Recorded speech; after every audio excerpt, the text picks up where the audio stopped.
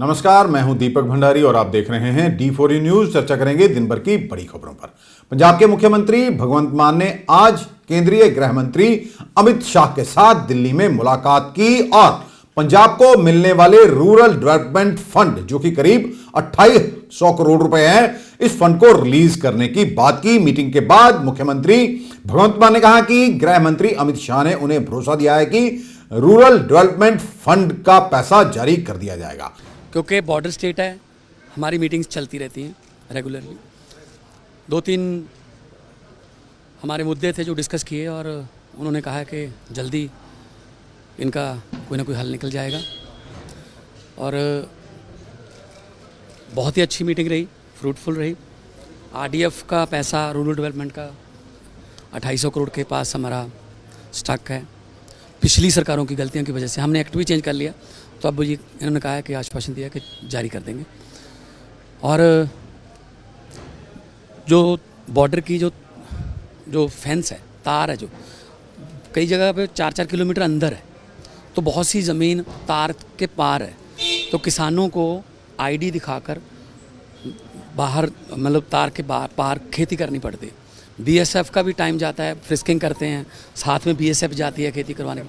तो हम चाह रहे हैं कि उसको जितनी नज़दीक लेके जा सकते हैं इंटरनेशनल रूल्स के मुताबिक, उसको वहाँ पे हम पठानकोट में एक पायलट कर रहे हैं कि 200 मीटर पे ले जाएंगे तो बहुत सी ज़मीन जो है वो तार के इस पार आ जाएगी। किसानों की भी समस्या बहुत बड़ी है, ये काफ़ी देर से अटका हुआ है। तो इसके बारे में उन्होंने आश्वासन दिया है कि इसको ट्रायल करके देखते हैं। और बाकी पंजाब पुलिस की जो मॉडर्नाइजेशन है उसके लिए, क्योंकि ड्रोन आते हैं और पुलिस को असी टेक्नोलॉजी से पूरा लैस करना चाहते हैं। BSF के साथ मिलके काम करते हैं हम। बहुत से ड्रोन पकड़े जाते हैं, गैंगस्टर पकड़े जाते हैं, उधर से नशा आता है, ड्रग आता है, पकड़ते हैं। और अच्छी कोऑर्डिनेशन हमारी चल रही है सब केंद्र की एजेंसियों से भी।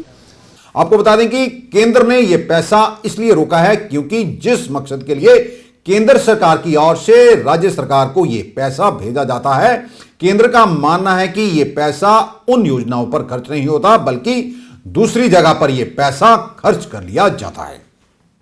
2 राज्यों हिमाचल प्रदेश और गुजरात व दिल्ली में MCD यानी कि म्युनिसिपल कॉर्पोरेशन दिल्ली के चुनावों के बाद आम आदमी पार्टी की हाईकमान अब पंजाब के मंत्रिमंडल में फेरबदल करने जा रही है।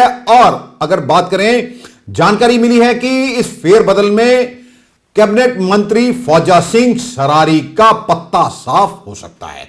आपको बता दें कि फौजा सिंह सरारी की एक ऑडियो वायरल हुई थी। यह ऑडियो उनके ही OSD तरसेम कपूर ने वायरल की थी, जिसमें वह तरसेम कपूर को कह रहे हैं कि किस तरह ट्रकों से पैसा वसूल किया जाए। सरकार की इसमें खासी फजीहत भी हुई थी, क्योंकि 9 सितंबर को सरकार की ओर से फौजा सिंह सरारी को एक नोटिस भी जारी किया गया था कि वह इस पर स्पष्टीकरण दें, लेकिन 3 महीने लगभग बीतने को हैं, लेकिन अभी तक फौजा सिंह सरारी की ओर से इस पर कोई स्पष्टीकरण नहीं दिया गया है।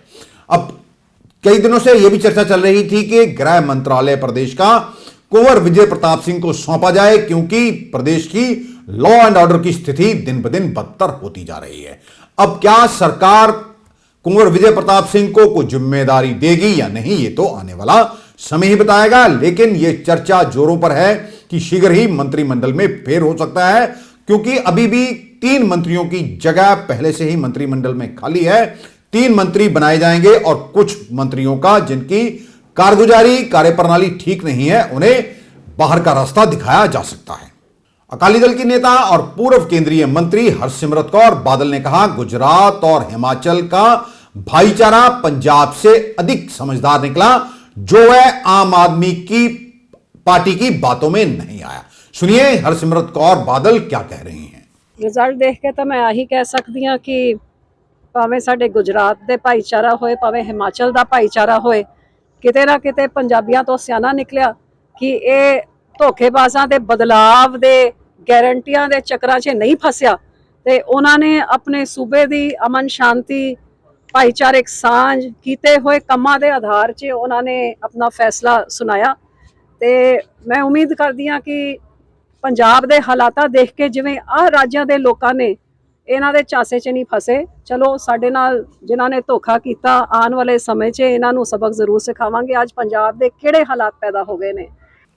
भाजपा के प्रदेश अध्यक्ष अश्विनी शर्मा ने भी कहा कि हिमाचल में आम आदमी पार्टी को 1% वोट भी नहीं मिला, क्योंकि हिमाचल पंजाब के करीब है और वहां पर आम आदमी पार्टी की करतूतों का पता लोगों को पहले से ही लग गया था। मैंने हुणे किहने दस्सिया नूरपुर 200 वोटां मिलियां, 286 टोटल 1% वोट भी नहीं मिलिया, क्योंकि हिमाचल बिल्कुल पंजाब के नेड़े सी। इस सरकार दीयां करतूतां जल्दी पुज गईयां इत्थे, इन्हां दा झूठ भी जल्दी पुज गया। पंजाब के अंदर किस प्रकार कानून व्यवस्था चरमराई हुई है वो भी लोगों को पता लग गया। इस करके इतों दौड़ के गुजरात गए। अजकल सोशल मीडिया का मामला है, दाल इन्हां दी उत्थे भी नहीं गली। कट्टर बेईमानां नूं कट्टर ईमानदार का सर्टिफिकेट वंडण का जिहड़ा आदत पई है ना, होर कोई तो इन्हां नूं ईमानदार कहंदा नहीं।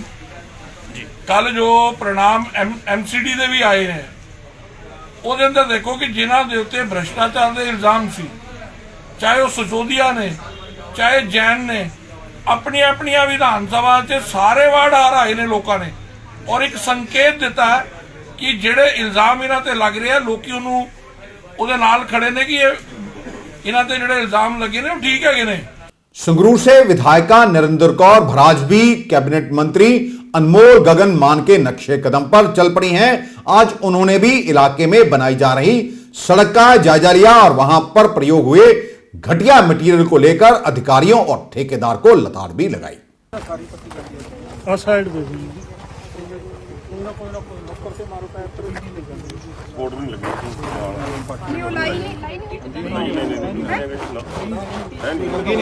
ਦੋਨੇ ਸਾਈਡਾਂ ਤੇ ਨਹੀਂ ਲੱਗੀ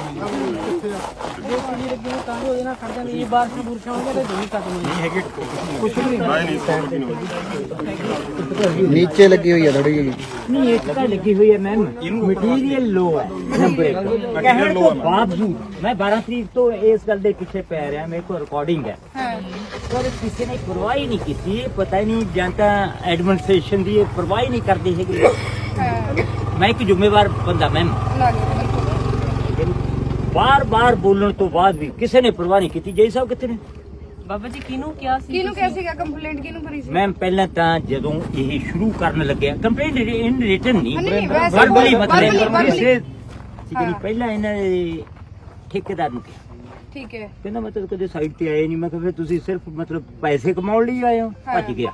ਹਾਂ ਫਿਰ ਉਸ ਤੋਂ ਬਾਅਦ ਜੀ ਸਾਨੂੰ ਕਿਹਾ ਠੀਕ ਹੈ ਬਰਿੰਦਰ ਜੀ ਨੂੰ, ਹਾਂ ਫਿਰ ਇੱਕ ਹਰਸ਼ ਜੀ ਨੇ ਐਸਡੀਓ, ਹਾਂ ਮੈਂ ਤੁਹਾਡੇ ਨਾਲ ਗੱਲ ਹੋਈ ਨਹੀਂ मतलब it is very very clear. इन्होंने मैं दसता थी अज भी हुणे आउण लई तैयार नहीं सी। मैं कहा भी हुणे पब्लिक तुरन लगी है एडमिनिस्ट्रेशन वाल। ਇਹਨਾਂ ਦਾ ਮੈਂ ਪਹਿਲਾਂ ਫੋਨ ਆਇਆ ਸੀ ਜਿਸ ਦਿਨ, ਉਸ ਦਿਨ ਪੱਥਰ ਦੇ ਉੱਪਰ ਇਹਨੇ ਕਿਹਾ ਸੀ ਕਿ ਸਫਾਈ ਦੀ ਘਾਟ, ਉਸ ਦਿਨ ਆ ਕੇ ਮੈਂ ਕੰਮ ਰੁਕਵਾ ਕੇ ਅਸੀਂ ਸਫਾਈ ਕਰਵਾ ਲਈ ਸੀ। ਇਹ ਸਫਾਈ ਹੋਣ ਤੋਂ ਬਾਅਦ ਵੀ ਸਾਰੇ ਹੋਇਆ ਨਹੀਂ ਇਹ। ਹਾਂ ਮਟੀਰੀਅਲ ਦੀ ਮੈਂ ਘਾਟ ਹੈ, ਇਹਨੂੰ ਪੱਟ ਕੇ ਮੈਂ ਮੋਈ ਨੂੰ ਦੁਆਰਾ ਲਈ। ਮੈਨੂੰ ਹੈਰਾਨੀ ਹੋ ਰਹੀ ਹੈ ਵੀ ਸੰਗਰੂਰ ਜਿੱਥੇ ਮਾਨ ਸਾਹਿਬ ਸੀਐਮ ਨੇ ਸਾਡੇ ਹਨਾ, ਤੇ ਸੀਐਮ ਦੇ ਡਿਸਟ੍ਰਿਕਟ ਦੇ ਵਿੱਚ ਇਹ ਕੰਮ ਦੇ ਵਿੱਚ ਇੰਨੀ ਲਾਪਰਵਾਹੀ ਹੋ ਰਹੀ ਹੈ, ਠੇਕੇਦਾਰਾਂ ਦੀਆਂ ਮਨਮਰਜ਼ੀਆਂ ਚੱਲ ਰਹੀਆਂ ਨੇ, ਤਾਂ ਉਹਦੇ ਵਿੱਚ ਫਿਰ ਦਿੱਕਤ ਆਉਣੀ ਹੈ। ਮੈਂ ਮੈਨੂੰ ਠੀਕ ਕਰਾਂ। ਕੋਈ ਚੰਗਾ ਕੰਮ ਹੋਊਗਾ ਸੰਗਰੂਰ ਦੇ ਵਿੱਚ ਉਹ ਵੀ ਪੂਰੀ ਦੁਨੀਆ ਦੇ ਵਿੱਚ ਮੈਸੇਜ ਜਾਣਾ, ਕੋਈ ਮਾੜਾ ਕੰਮ ਕੋਈ ਗਲਤ ਕੰਮ ਹੋਊਗਾ ਤਾਂ ਉਹਦਾ ਮੈਸੇਜ ਵੀ ਗਲਤ ਪੂਰੀ ਦੁਨੀਆ ਦੇ ਵਿੱਚ ਜਾਣਾ। ਇਹਨੂੰ ਮੇਰੀ ਗੱਲ ਸੁਣੋ ਧਿਆਨ ਨਾਲ, ਉਹਨੂੰ ਬੁਲਾ ਕੇ ਤੇ ਜਿਹੜੀ ਉਹਦੀ ਕਾਰਵਾਈ ਬਣਦੀ ਹੈ ਉਹ ਤੇ ਕਾਰਵਾਈ ਕਰੋ। ਲੋਕਾਂ ਦਾ ਪੈਸਾ ਇਸ ਤਰੀਕੇ ਨਾਲ ਬਰਬਾਦ ਨਹੀਂ ਹੋਊਗਾ ਹੈਨਾ। ਉਹਨੂੰ ਬੁਲਾ ਕੇ ਨਾਲ ਦੀ ਨਾਲ ਤੇ ਕਹਾ ਉਹਦੀ ਪੇਮੈਂਟ ਜਿਹੜੀ ਤੁਸੀਂ ਨਹੀਂ ਕੀਤੀ ਜਾਂ ਜਿਹੜੀ ਵੀ ਰਿਪੋर्ट है ਉਹਨੂੰ ਮੈਨੂੰ ਭੇਜੋ ਦੀ ਰਿਪੋर्ट।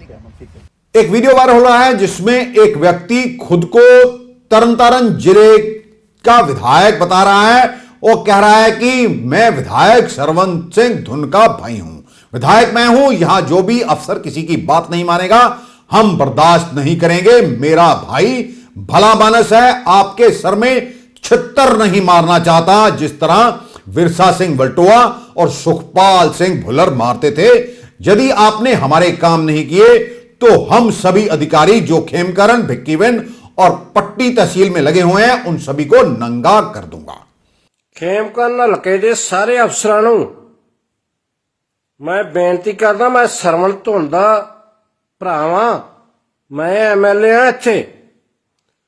जिहड़ा भी अफसर कोई किसे दी गल नहीं मन्नूगा असीं बर्दाश्त नहीं जे करना, क्योंकि सरवण धुन मेरा भरा भला मानसा वो तुहाडे सिर 'च छित्तर नहीं मारना चाहुंदा। ਜਿਵੇਂ ਵਿਰਸਾ ਵਲਟੋਆ ਮਾਰਦਾ ਸੀ ਜਾਂ ਸੁਖਪਾਲ ਮਾਰਦਾ ਸੀ। ਤੇ ਜੇ ਤੁਸੀਂ ਸਾਡੇ ਕੋਈ ਵੀ ਕੰਮ ਨਾ ਕੀਤੇ 1 ਹਫ਼ਤੇ ਤੱਕ ਤੁਹਾਨੂੰ ਮੈਂ ਅਲਟੀਮੇਟਮ ਦੇ ਦਿੱਤਾ ਵਾ। 2 ਹਫ਼ਤਿਆਂ ਤੱਕ ਮੈਨੂੰ ਵਾਰ-ਵਾਰ ਹਲਕੇ ਚੋਂ ਫੋਨ 24 ਘੰਟੇ ਆਉਂਦੇ ਆ ਤੇ ਸਾਰੇ ਅਫਸਰਾਂ ਦੇ ਜਿਹੜੇ ਵੀ ਜਿੰਨੇ ਅਫਸਰ ਹਲਕੇ ਖੇਮਕਰਨ ਚ ਲੱਗੇ ਆ ਕੁੱਟ-ਕੁੱਟ ਕੇ ਮੈਂ ਭਿੱਖੀਵਿੰਡ तहसील ਦੇ ਵਿੱਚ ਤੇ ਪੱਟੀ ਦੇ ਵਿੱਚ ਉਹਨਾਂ ਨੂੰ ਸਾਰਿਆਂ ਨੂੰ ਨੰਗਾ इसके बाद विधायक ने भी इस व्यक्ति को शराबी करार दिया और स्पष्टीकरण दिया कि यह व्यक्ति शराब पीकर कुछ भी अनाप शनाप बकता रहता है, इससे मेरा कोई सरोकार नहीं है। अमृतसर की पुलिस की ओर से लॉ कर रहे एक विद्यार्थी को गिरफ्तार किया गया है। ये 3rd ईयर का विद्यार्थी है और उससे 3 पिस्तौल बरामद किए गए हैं। यह खतरनाक बात है कि कॉलेजों में पढ़ रहे विद्यार्थी भी अब पिस्तौल डिलीवरी करने लगे हैं। क्या उसका संबंध किसी गैंगस्टर के साथ था? ये पिस्तौल उसने कहां से लिए थे और उसने ये पिस्तौल कहां देने थे? ये किसी अपराध में शामिल है या नहीं? पुलिस इस मामले की बारीकी से जांच कर रही है। We got some reliable inputs कि कुछ weapons ਦੀ ਸਮਗਲਿੰਗ ਹੋ ਰਹੀ ਹੈ at students level also।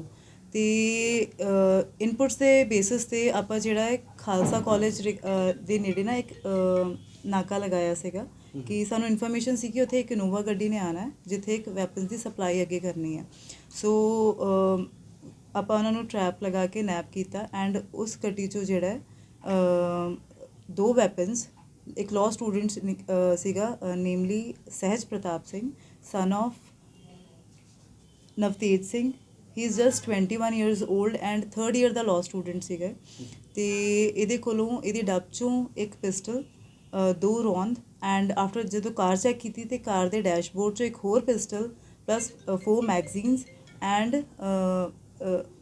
9 live cartridges ਤੇ ਇੱਕ ਐਮਟੀ ਸ਼ੈਲ ਜਿਹੜਾ ਬਰਾਮਦ ਹੋਇਆ।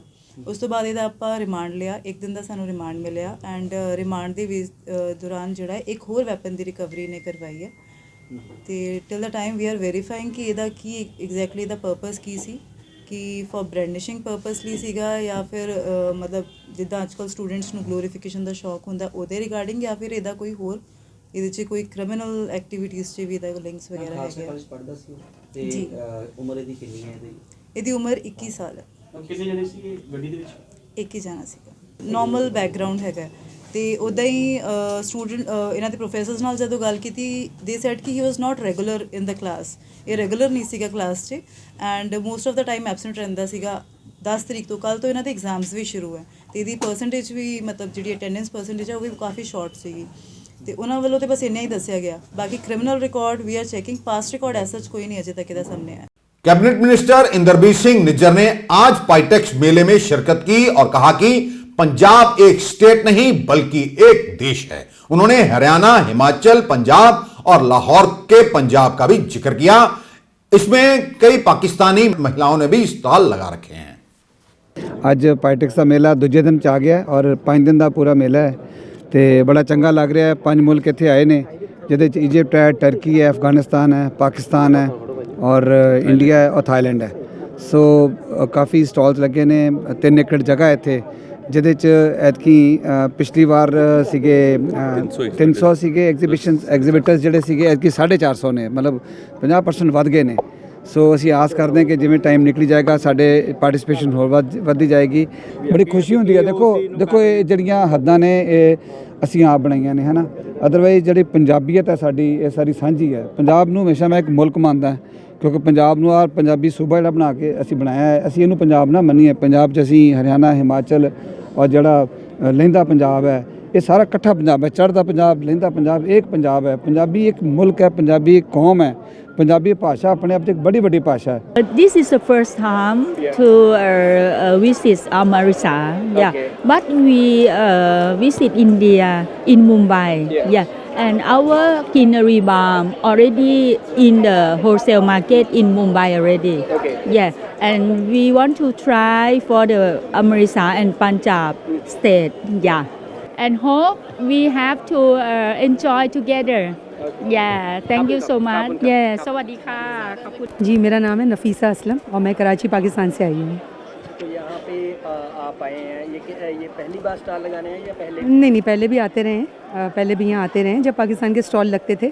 तो रेगुलर आते रहते थे। तो क्या आज आप क्या क्या कलेक्शन लेके आए हैं? जी मेरे पास है लॉन कॉटन जो पाकिस्तान की स्पेशलिटी है, और इसके अलावा ऑर्गेन्जा है, शिफॉन है प्योर, और प्योर प्लच्छी के सूट्स हैं मेरे पास जो प्योर होते हैं, लाइट वेट होते हैं। यहाँ के इंडियंस का रिस्पांस कैसा मिल रहा है कि ये कलेक्शन तो वगैरह? जी बहुत अच्छा होता है। पाकिस्तानी सूट को बहुत क्लाइंट पसंद करते हैं। यहाँ के लोग जो है वो हमें फ़ोन भी करते हैं और कहते हैं आप कब आएंगे, क्या नई वैरायटी लेकर आएंगे, तो बहुत अच्छा रिस्पांस होता है। ये हम एक एज अ बिज़नेस वुमन जो है मैं, और एक आम जो है एक आम सिटीज़न होने के नाते दोनों कंट्रीज़ के जो है हाई ऑफिशियल्स उनको मैं यही कहना चाहती हूँ कि वीज़ा में आसानियाँ होनी चाहिए दोनों कंट्रीज़ में, ताकि लोग आसानी से आ जा सके, और ट्रेड को खुलना चाहिए, क्योंकि इससे जो है दोनों मुल्कों में ज़्यादा फिर आपसी प्यार मोहब्बत, रिश्ता, शांति, तो ये सब चीज़ें और बढ़ेगी।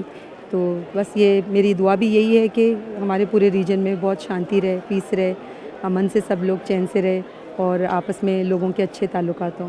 अमृतसर में नशेड़ी पति से परेशान होकर एक पत्नी ने आत्महत्या का प्रयास किया। महिला ने घर की तीसरी मंजिल से छलांग लगा दी। गनीमत रही कि वह बच गई। घायल अवस्था में उसे एक निजी अस्पताल में भर्ती करवाया गया है। उसकी दोनों टांगें टूट चुकी हैं। महिला के गिरने की घटना सीसीटीवी में कैद भी हो गई। आम आदमी पार्टी के राज्यसभा से सांसद राघव चड्ढा ने संसद में श्री करतारपुर साहब के दर्शन के लिए जाने वाले भक्तों से ली जाने वाली फीस और वीजा का मुद्दा उठाया। राघव चड्ढा ने कहा कि श्रद्धालुओं से ली जाने वाली इस राशि को समाप्त किया जाना चाहिए। इसके लिए केंद्र सरकार की तरफ से उचित कदम उठाकर पाकिस्तान से बातचीत करनी चाहिए। सर, श्री गुरु नानक देव जी का परम पवित्र स्थान श्री करतारपुर साहब का लांघा जब आज से कुछ साल पहले खोला गया, तो सिर्फ हम पंजाबी ही नहीं सर, बल्कि पूरा देश, पूरी दुनिया बाबा नानक के रंग में रंग गई। हर नौजवान इस देश का, हर बच्चा, हर बुजुर्ग बाबा नानक के गुरु घर में जाकर, श्री करतारपुर साहब में जाकर दर्शन करना चाहता है, मत्था टेकना चाहता है, और कोई भी इससे वंचित नहीं रहना चाहिए सर। बल्कि हम लोग तो एक बार नहीं, बार बार जाकर वहां जाकर मत्था टेकना चाहते हैं। लेकिन 3 समस्याएं आज हर श्रद्धालु के, हर संगत के हर सदस्य को झेलनी पड़ती हैं जब वो गुरु घर जाता है, श्री करतारपुर साहब जाता है मत्था टेकने। पहली समस्या है सर पासपोर्ट की। आपको पासपोर्ट होना आपके पास अनिवार्य है। अगर पासपोर्ट नहीं है तो आप वो लांघा पार करके श्री करतारपुर साहब नहीं जा सकते, आपको इजाजत नहीं दी जाती है। मुझे लगता है कि अगर भारत सरकार पाकिस्तान की सरकार से बातचीत करे, ये मुद्दा उठाए, जब लांघा खोला ही है, जब संगत के लिए एक फैसिलिटी तैयार करी है कि वो गुरु घर में जाकर मत्था टेक सकें, दर्शन कर सकें, तो इस पासपोर्ट की जो कंडीशन है इसे वेव किया जाए। आधार कार्ड जैसे किसी भी आइडेंटिटी कार्ड को इसे वैलिड आईडी कार्ड बनाकर इस्तेमाल किया जाना चाहिए।